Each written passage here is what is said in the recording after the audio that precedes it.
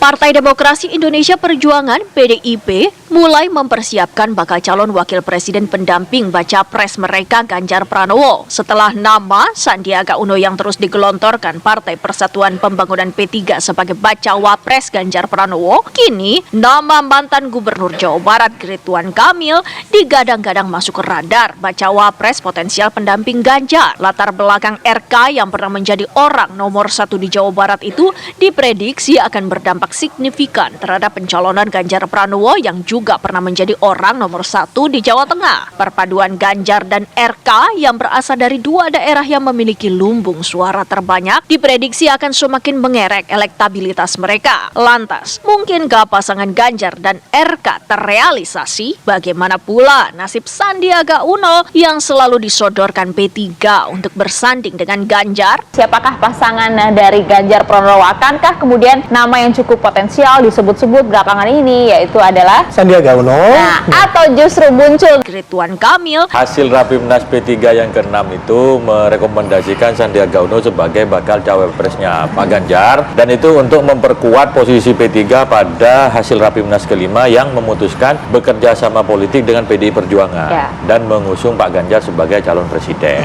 Kami sebagai partai politik waktu itu, kenapa baru kemudian mengusulkan nama Pak Sandiaga Uno? Kita kan harus kulon nuwun menyampaikan dulu ke PDI Perjuangan bahwa kami sudah resmi mengusung Pak Ganjar. Terus kemudian ada balasan ataupun respon dari PDI Perjuangan, baik ketika kami berkunjung ke kantor PDI Perjuangan ataupun ketika PDI Perjuangan datang ke kantor P3 menyampaikan P3 memiliki hak untuk mengajukan bakal cawapresnya Pak Ganjar. Nah, karena ada sinyal seperti itu, kemudian kita menindaklanjutinya dengan mekanisme di internal partai, yakni Rapimnas 6 yang merekomendasikan nama Pak Sandiaga Uno. Sebatas posisi kami mengajukan kepada PDI Perjuangan. Pak Mardiono ketika rapat bersama ketum-ketum partai juga mengingatkan kembali bahwa P3 sudah pernah mengajukan nama. Tentu soal siapa nanti yang akan diputuskan sesuai komitmen bersama itu akan dibahas secara musyawarah. Melihat dan mendengar apa yang disampaikan oleh Mbak Puan, sedang mengamati sejumlah nama untuk dipotret kemungkinannya menjadi bakal cawapresnya Pak Ganjar. Dan di antara beberapa nama itu ya ada kader P3 Pak Sandiaga Uno. Itu yang penting. P3 dengan Sandi apa sih kemudian paling cocok disandingkan dengan Ganjar Pranowo? Pertama, semua saya kira ini sudah masuk fase politik rasional ya. Pertama soal elektabilitas. Dari sejumlah hasil lembaga survei itu selalu menempatkan Pak Sandiaga Uno urutan 1 atau 2 posisi cawapres. Dan ketika dipasangkan dengan Pak Ganjar, dari berbagai lembaga survei paling apesnya itu posisi nomor 2, yang sering kali nomor 1 Ganjar Sandi. Itu soal elektabilitas. Yang kedua, keterwakilan demografi pemilih Jawa dan luar Jawa. Pak Ganjar sudah mewakili Jawa, luar Jawanya belum tercover nih, ada Pak Sandi itu. Yang berikutnya komposisi nasionalis religius yang memang itu semacam menjadi pola koalisi di Indonesia. Koalisi nasionalis dan religius itu yang memenangkan kontestasi. Kerjasama PDI dan P3 itu mengulang kesejarahan. Kita memiliki historis yang kuat. Misalkan zaman Mega Bintang, terus kemudian ada Mega Hamzah, terus kemudian di Jawa Tengah banyak di beberapa daerah khususnya Jawa Tengah koalisi PDI dan P3 memenangkan kontestasi, dan Pak Ganjar 5 tahun terakhir nih Pak Ganjar memimpin Jawa Tengah didamping oleh Gus Yassin Maimun dari P3 lancar jaya, aman terkendali dan mengalami kemajuan Jawa Tengah. Kayaknya P3 akan mempertimbangkan jika kemudian nanti nama Sandiaga Uno tidak jadi cawapres dari Ganjar Pranowo. Kalau P3 itu tetangga, kawan lama, kami pernah mengalami nasib yang sama, jadi sudah saling kenal gitu, sudah saling tahu gitu dengan Mas Alvin, dan kami punya kesejarahan yang sama gitu, sehingga di dalam proses kerjasama ini kami selalu berkomunikasi. Ada nama Sandiaga Uno. Kemudian kalau PDIP mungkin kita juga kan masih harus menghormati ada kebijakan internal yang masih ditempuh. Tapi kalau tadi Mas Awi nih bilang bahwa politik sekarang kan rasional katanya ya. Ada nama Sandiaga Uno ketika survei selalu tinggi gitu. Tapi 1 minggu ke belakang kita melihat bahwa nggak rasional-rasional juga gitu. Terutama dengan koalisi Anies dan Muhaimin gitu. Kalau soal elektoral ya pertimbangannya kan berbeda. Masih masuk dalam konteks nggak kalau misalnya kondisi Sandiaga Uno ini untuk mengajukan nama ke Ganjar Pranowo? Saya kira masih, artinya tetap walau bagaimanapun di tengah kepusingan tim sukses untuk menyusun siapa yang terbaik, faktor elektoral adalah faktor yang sangat penting. beberapa aktor-aktor politik mengatakan bahwa ketika faktor elektoral sudah settle, yang lain akan menyusul, akan menyesuaikan, termasuk faktor-faktor yang bersifat ideologis atau idealisme. Karena ini memang satu hal yang penting. Tapi di sisi lain, dalam konteks elektoral itu juga lah sebetulnya wajar kalau nama RK itu muncul. Karena perlu diingat bahwa di Pulau Jawa, pemilih terbesar itu ada di Jawa Barat justru, baru Jawa Timur dan Jawa Tengah. Kemungkinan PDIP sudah percaya diri untuk Jawa Tengah dan Jawa Timur. Nah, ini berbeda dengan yang lain yang masih belum settle di Jawa Tengah dan Jawa Timur, sehingga membutuhkan figur atau simbol yang mewakili kekuatan Jawa Tengah dan Jawa Timur. RK bisa dianggap sebagai satu jawaban dari kelemahan Ganjar di Jawa Barat sebetulnya. Makanya diperlukan satu figur yang merepresentasikan kekuatan di Jawa Barat. Jadi di situ letak rasionalitasnya dan kembali ke masalah elektoral juga pada akhirnya. Tapi kalau berbicara mengenai elektoral, yang paling realistis kalau kita melihat Pak Sandiaga dengan berbagai lumbung suara di Jawa dan juga luar Jawa, kemudian RK yang menguasai Jawa Barat, mana yang kemudian paling rasional dan juga realitas lah untuk Ganjar Pranowo? Kalau dilihat Anies punya kelemahan di Jawa Tengah dan Jawa Timur, saya kira Ganjar ini memang perlu pendalaman di Jawa Barat gitu ya, sehingga memang memerlukan kekuatan di sana gitu. Tapi apakah kemudian jawabannya adalah harus RK? Nah, ini kan persoalan lain gitu, karena mengingat bahwa kalau kita bicara Indonesia, bisa jadi kekuatan di luar Jawa juga cukup kuat di Sandi ketimbang RK begitu. Nah, sehingga di sini nanti tim sukses yang akan menilai secara seksama apakah battleground kita di Jawa Barat dan mempercayakan kekuatan PDIP dan rekan-rekan di luar Jawa, atau memang kita memilih Sandi yang memang punya kekuatan di luar Jawa. Tapi keduanya saya kira ini bisa masuk radar karena kembali bahwa keduanya memang promising, menjanjikan dari sisi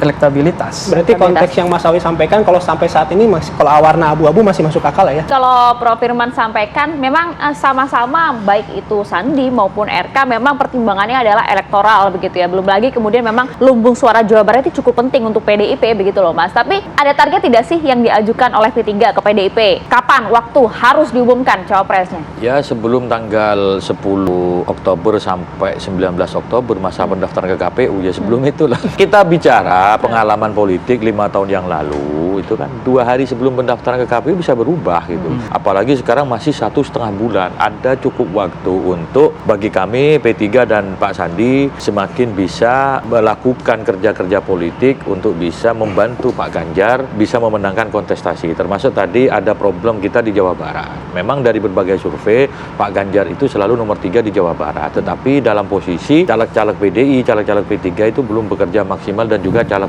Perindo dan Hanura. Nah, yang kita targetkan meskipun di Jawa Barat nanti tidak bisa mengungguli pasangan yang lain, tetapi minimal ketebalan kekalahannya itu makin menipis. Angka kekalahannya itu bisa menipis, syukur-syukur sama dan bisa rebound. Figur yang bisa menambal kekurangan itu kami melihat ada di sosok Pak Sandi. Karena sekali lagi Pilpres itu tidak hanya di Jawa Barat, tetapi juga di 38 kabupaten kota. Tetapi setidaknya di kantong-kantong pemilih yang cukup tebal itu, kalaupun kita kalah, itu jangan sampai jaraknya terlalu jauh. Target kita minimal imbang, bahkan target maksimalnya harus menang. Karena mengacu pada pemilu 2019 yang kemarin, kalau kita melihat trennya Pak Jokowi 2014 dengan 2019 itu kan ada berbeda. Contoh ya, di Jawa Barat Pak Jokowi memang kalah di 2014 dan 2019, tapi jaraknya makin menipis. Termasuk juga di Banten. Tetapi di Sulawesi Selatan di 2014 Pak Jokowi unggul telak, di 2019 berbalik gitu. Fenomena politik seperti itu tetap kita amati. Meskipun ada perbedaan ya antara 2024-2019, tetapi pola yang terjadi itu tidak menutup kemungkinan akan terulang di 2024 nanti. Oke, artinya sudah ada hitung-hitungan Mas Awi mungkin kabur atau enggak P3? Politik itu tidak sembarang dibuat di keputusan di pinggir jalan. Ada institusi partai yang harus kita hormati, ada mekanisme internal yang harus dihormati. Sampai hari ini P3 masih konsisten dan istiqomah dengan keputusan Rapimnas. Kalau nggak dipilih ya, kalaupun misalkan nanti calonnya orang yang berbeda, kan tidak sesuai Rapimnas. Iya, untuk memformalkan ya harus diputuskan di Rapimnas lagi. Jadi kalau awalnya di Rapimnas 6 mengusulkan Pak Sandi, tapi ternyata nanti ada berbeda calon, ya kita harus Rapimnas lagi. Hasil Rapimnas ya tergantung floor dong gitu kan. Iya. Tetapi pengalaman P3 kalau sudah berkomunikasi politik, berkoalisi, mengikatkan diri dengan kerjasama politik dengan teman-teman partai yang lain, biasanya kami itu istiqomah, konsisten. Masih sangat dinamis dalam arti bahwa kalau kita lihat perkembangan yang ada, artinya yang namanya elektoral itu kan dia berkembang di masyarakat yang sifatnya potret-potret sesaat. Jadi kalau kita mengacu pada elektoral pasti sangat dinamis, dan itu tentu berkembang dari waktu ke waktu. Masih ada waktu 1,5 bulan untuk sampai pada ya hari H ketika keputusan itu dibuat. Nah, itu satu hal tentu, tapi kita juga tentu melihat bagaimana chemistry yang akan terjadi antara pasangan ini gitu. Karena itu juga akan menjadi ukuran bagi publik gitu ketika ya mereka tampil bersama. Dan ini selama ini kan kita lihat bagaimana hubungan yang tampilan ke publik ada kayak Mas Ganjar dengan Sandi, kemudian juga dengan teman-teman dari pasangan yang juga pernah bertemu dengan Pak RK. Jadi sebenarnya proses ini ya masih akan berjalan sampai dengan hari H-nya. Jadi kalau teman-teman perhatikan ya kalau faktor elektabilitas ini menjadi salah satu ukuran, itu tentu masih akan berproses. Tapi tentu juga ketika kita melihat dalam pengambilan keputusan yang sebelum-sebelumnya ini terjadi, faktor elektabilitas tentu bukan menjadi satu-satunya ukuran. Nah, tentu kita harus memperhatikan juga bagaimana perkembangan pasca gitu. Dalam hal ini tentu kita berjuang untuk menang, dan bagaimana pasangan ini ke depan melanjutkan apa yang orang sebut dengan legacy daripada pemerintahan sekarang Pak Jokowi dan Kiai Haji Ma'ruf Amin ini bisa berjalan, sehingga kemudian ini juga menjadi ukuran buat publik ke depan. Nah, Pak Ganjar baru kemarin menyelesaikan tugasnya sebagai gubernur gitu, dan pada hari-hari yang ke depan ini kita lihat bahwa kita akan memfokuskan ya Pak Ganjar akan mempush kerja-kerja untuk mengakselerasi, karena kami tahu bahwa kedikenalan dari Pak Ganjar ini relatif masih berada di bawah calon-calon yang lain. Nah, sementara kedisukaan terhadap Pak Ganjar ini relatif cukup tinggi dibandingkan dengan calon presiden yang lain. Oleh karena itu ini harus diakselerasi di bulan September ini, kemudian masuk di dalam bulan Oktober ya tentu akan lebih mengakselerasi tingkat kedikenalan ini, sehingga dengan demikian ini akan mengangkat secara bersama. Nah, di dalam proses ini nanti kita akan perhatikan bagaimana calon wakil presiden yang akan bersama dengan Mas Ganjar ini dinilai oleh publik. Tentu disinilah kemudian kita lihat bagaimana ya hasil daripada proses ini, dinamika ini, dan ini akan menjadi faktor yang akan menjadi pertimbangan bagi para ketua umum untuk memutuskan. Sampai di situ dulu, Bang. Semua masih dipertimbangkan. Nah, termasuk mungkin nama AHY juga. Nah, berangkat dari apa? Ada pernyataan dari Bang Benny Harman itu ya, Bu Mega tidak pernah jahat pada Pak SBY tidak pernah jahat pada Bu Mega. Nah, ini kan ada momen-momen atau kode-kode politik yang juga disampaikan. Artinya apakah nama AHY juga masih masuk dalam radar seperti yang disampaikan Mbak Puan waktu itu? Ya, katanya komunikasinya makin intens nih dengan Demokrat.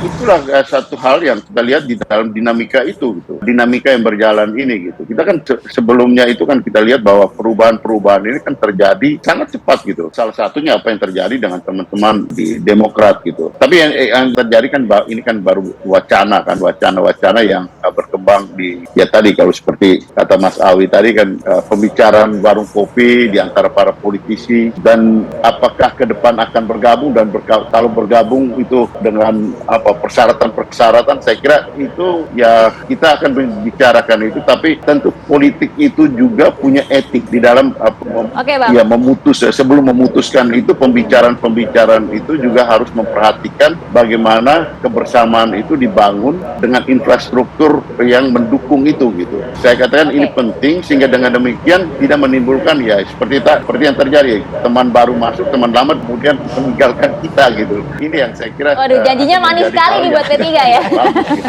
Oke, baik Prof. Kalau tadi katanya elektabilitas bukan menjadi faktor utama, mungkinkah kemudian nanti cawapres akan diimpor dari partai-partai koalisi lain? Pelajaran dari apa yang terjadi belakangan ini menunjukkan bahwa apa yang terjadi di sebuah koalisi itu memiliki efek domino ke koalisi yang lain, dan politik itu penuh kejutan dan sangat terkait dengan lingkungan sekitar yang berkembang. Dengan demikian tentu saja faktor eksternal dalam hal ini perkembangan yang terjadi di luar sana itu bisa saja mempengaruhi pada akhirnya apa yang terjadi di eksternal begitu ya. Jadi bisa saja pilihan cawapres bertambah dengan mungkin adanya pergerakan di koalisi yang lain begitu ya, sehingga membuat nanti ada list yang lebih panjang justru tentang kemungkinan siapa yang akan menjadi cawapres. Itu yang pertama ya. Jadi faktor eksternal dari koalisi saya juga rasa itu penting. Yang berikutnya adalah faktor internal itu juga sangat penting. Bagaimana partai-partai ini bisa saling paham, bisa saling dukung dengan sepenuh hati untuk memperjuangkan satu nama sebagai presiden, satu nama sebagai calon wakil presiden itu ya. Nah, ini yang disebut tadi sebagai political chemistry. Karena mungkin elektabilitasnya oke, faktor eksternal oke, tapi secara internal menyebabkan satu keguguban atau satu ketidaknyamanan, hasilnya pasti juga tidak menggembirakan pada akhirnya. Yakin P3 akan istiqomah?